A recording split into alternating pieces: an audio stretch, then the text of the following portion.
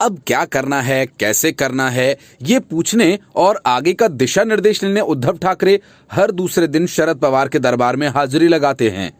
शरद पवार जो ज्ञान देते हैं, उद्धव आंख मूंद कर वही करते हैं। इसके पीछे दो बातें हो सकती हैं, या तो उद्धव ठाकरे की समझ में बातें आती नहीं, या फिर सीएम बने रहने की मजबूरी है, इसलिए पवार के दरबार में हाजिरी लगाना जरूरी है। कोरोना पर काबू पाना तो दूर, स्थितियां लगातार बिगड़ती ही जा रही हैं और इसी वजह से कांग्रेस नेता संजय निरुपम ने महाराष्ट्र सरकार पर ही निशाना साधा।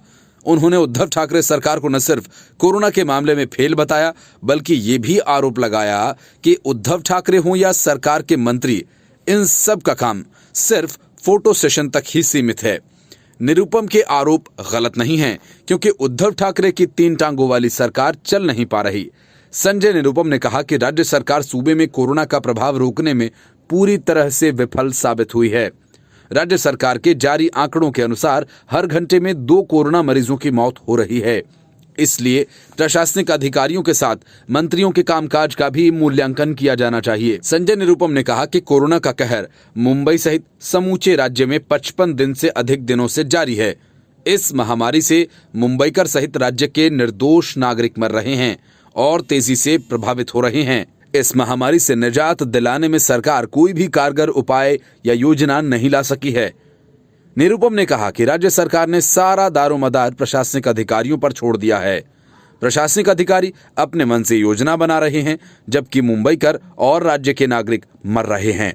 मंत्री सिर्फ फोटो सेशंस तक ही सीमित हैं। इसलिए प्रशासनिक अधिकारियों सहित राज्य सरकार के मंत्रियों का मूल्यांकन किया जाना आवश्यक है। जो निकम्मे प्रशासनिक अधिकारी हैं, उन्हें तत्काल उनकी जगह से हटाया जाना आवश्यक है। कांग्रेस पार्टी खुद महाविकास अघाड़ी में साझीदार है, इसलिए संजय निरुपम के इस आरोप को मुख्यमंत्री उद्धव ठाकरे नीत महाविकास अघाड़ी सरकार पर बड़ा हमला माना जा रहा है। इससे पहले पूर्व मुख्यमंत्री पृथ्वीराज चौहान ने भी महाविकास अघाड़ी का कामकाज नौसिखिए लोगों पर छोड़ देने का आरोप लगाया था।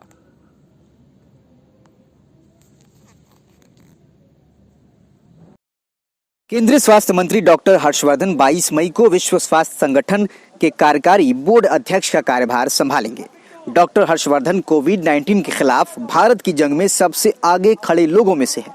हर्षवर्धन जापान के डॉक्टर हिरोकी नाकातानी की जगह लेंगे, जो WHO के 34 सदस्यों के बोर्ड के वर्तमान अध्यक्ष हैं। बता दें कि विश्व स्वास्थ्य संगठन की बैठक में भारत की तरफ से नामित किए गए डॉक्टर हर्षवर्धन को नियुक्त करने का प्रस्ताव 19 मई को 194 देशों ने पारित किया। हालांकि डॉक्टर हर्षवर्धन का पद संभालना केवल औपचारिकता भर रह गया था, जब यह फैसला हुआ था कि WHO दक्षिण पूर्व एशिया ग्रुप के लिए भारत की तरफ से नामित होंगे। इसमें सर्वसम्मति से यह भी तय किया गया था कि भारत मई से शुरू होने जा रहे 3 साल के कार्यकाल के लिए कार्यकारी बोर्ड में रहेगा। बता दें कि पूरी दुनिया इस वक्त कोरोना वायरस के संकट से जूझ रही है। वहीं पूरी दुनिया में भारत के कामों को भी काफी सराहा जा रहा है। इसी बीच केंद्रीय स्वास्थ्य मंत्री डॉक्टर हर्षवर्धन को WHO ने डॉक्टर हिरोकी नाकातानी की जगह चुना है। डॉक्टर हिरोकी नाकातानी वर्तमान में 34 सदस्यीय WHO कार्यकारी बोर्ड के अध्यक्ष हैं। कार्यकारी बोर्ड 34 व्यक्तियों से बना है, जो तकनीकी रूप से स्वास्थ्य के क्षेत्र में योग्य है। बोर्ड साल में कम से कम 2 बार बैठक करता है और मुख्य बैठक आमतौर पर जनवरी में और फिर मई में दूसरी छोटी बैठक होती है। कार्यकारी बोर्ड के अध्यक्ष का मुख्य कार्य स्वास्थ्य सेवा के निर्णयों और नीतियों को प्रभावी बनाने के लिए सलाह देना।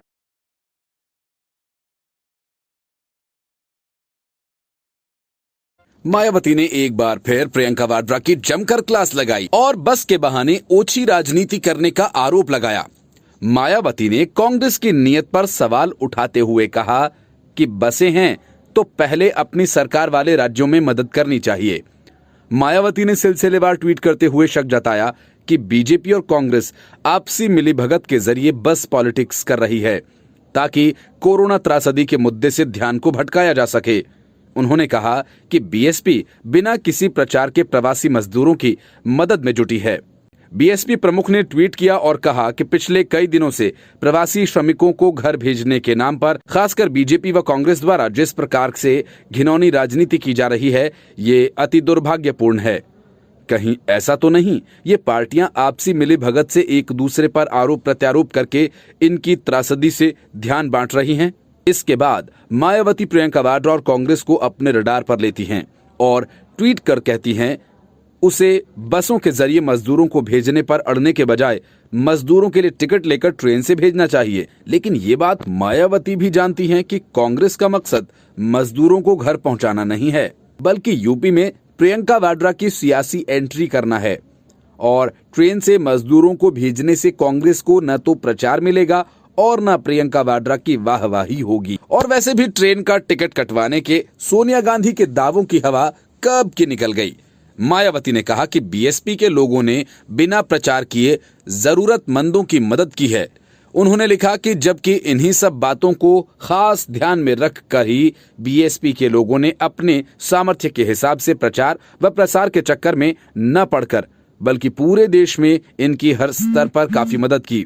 अर्थात बीजेपी और कांग्रेस पार्टी की तरह इनके मदद की आड़ में कोई घिनौनी राजनीति नहीं की है। कांग्रेस की मंशा पर सवाल उठाते हुए मायावती ने सलाह दी कि अगर उसे प्रवासी मजदूरों की मदद करनी है तो अपने शासन वाले राज्यों में उनकी मदद के लिए बसें लगाएं।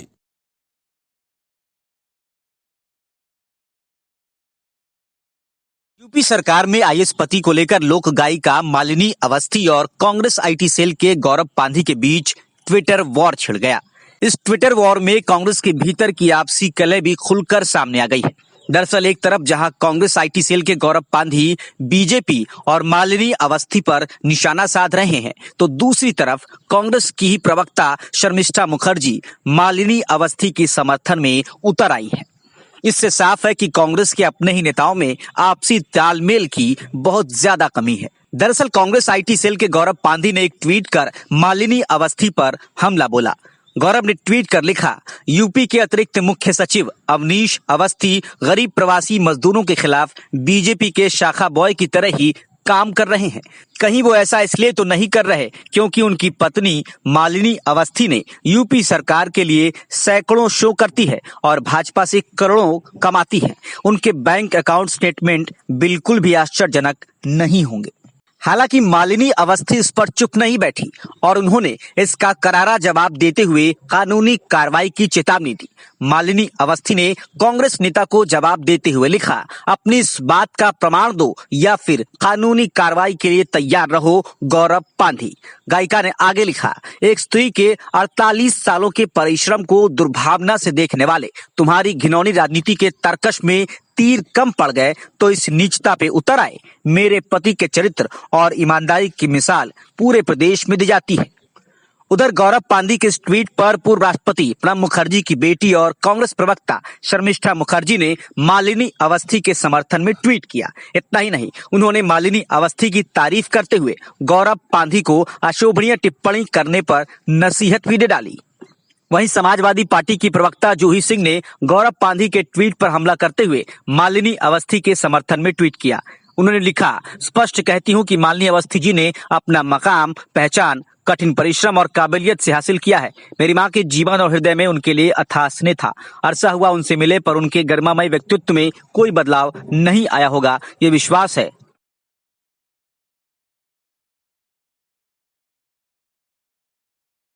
हर दिन राजस्थान से, पंजाब से, हरियाणा से और दिल्ली से हजारों मजदूर पैदल चलते हुए दिल्ली यूपी की सीमा पर पहुंच रहे हैं।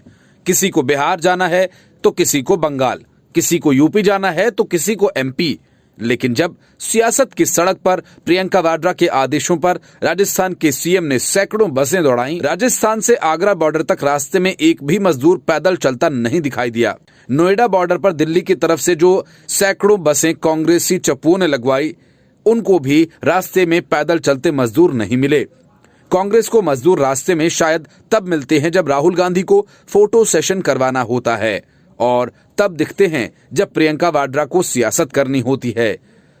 तब कांग्रेस को मजदूर बेबस और बेसहारा दिखते हैं। न प्रियंका वाड्रा और न ही अशोक गहलोत के पास इस सवाल का जवाब है कि सैकड़ों खाली बसें सिर्फ यूपी की सियासत के लिए क्यों सड़क पर दौड़ा दी गई, उसमें मजदूर क्यों नहीं बैठाए गए। क्या राजस्थान में प्रवासी मजदूर नहीं हैं? क्या दिल्ली में प्रवासी मजदूर नहीं हैं? प्रियंका वाड्रा की बस पॉलिटिक्स का क्या यही सच है और बाकी का मजदूर पुराण महज फसाना है? 4 दिनों तक 1000 बसों की कहानी गांधी वाड्रा कांग्रेस ने खूब सियासी रस में डुबो कर परोसी, और जब सच सामने आया तो चारों खाने चित। यूपी के औरैया जिले में भीषण सड़क हादसे में 24 लोगों की मौत हुई।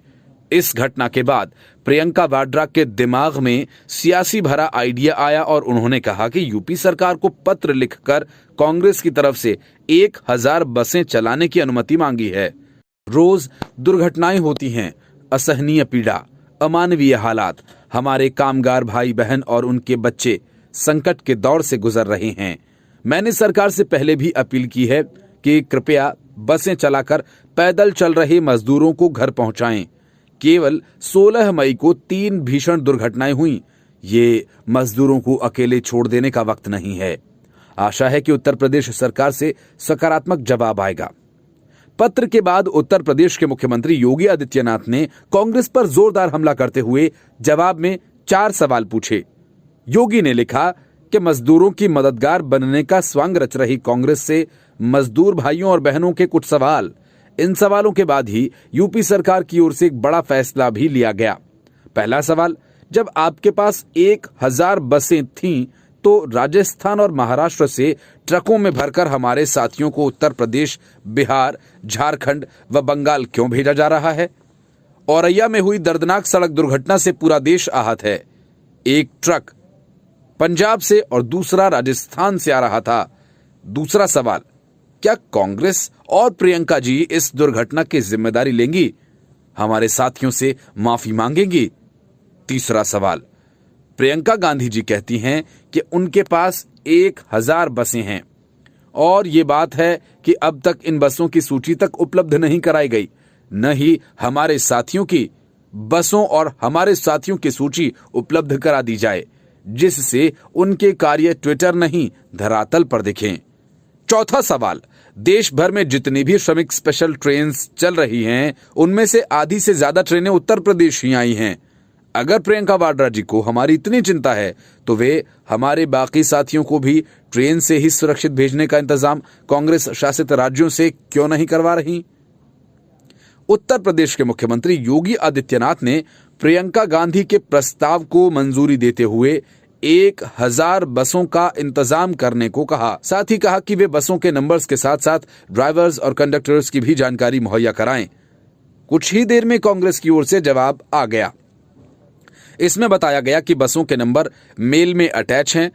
फिर यूपी सरकार की ओर से जब इन नंबर्स की जांच की गई तो इनमें से कई गाड़ियों के नंबर तो मोटरसाइकिल, स्कूटर और 3 व्हीलर के मिले। इस घटना पर योगी सरकार की ओर से नाराजगी भी जताई गई। इसके बाद दोनों दलों के बीच आरोप प्रत्यारोप का दौर शुरू हो गया। कांग्रेस की ओर से दावा किया गया कि उनकी बसें आगरा के नजदीक बॉर्डर पर खड़ी हैं, लेकिन जिला प्रशासन उन्हें दाखिल नहीं होने दे रहा। मौके पर यूपी कांग्रेस के अध्यक्ष अजय कुमार लल्लू भी मौजूद थे। पुलिस के साथ जमकर कांग्रेस के कार्यकर्ताओं की नोकझोंक हुई। मुख्यमंत्री योगी आदित्यनाथ के खिलाफ नारेबाजी हुई। फिर अजय कुमार लल्लू को हिरासत में ले लिया गया। यूपी पुलिस अजय कुमार लल्लू को अपने साथ टांग कर ले गई। इस घटना के बाद प्रियंका वाड्रा ने कई ट्वीट्स किए। प्रियंका वाड्रा की ओर से यह भी कहा गया कि उत्तर प्रदेश सरकार का खुद का बयान है कि हमारी 1049 बसों में से 879 बसें जांच में सही पाई गई। बताया गया कि 879 बसों में भी कई ऐसे वाहन हैं जिनमें अलग अलग खामियां हैं, जिनमें 79 गाड़ियों की फिटनेस समाप्त हो चुकी है।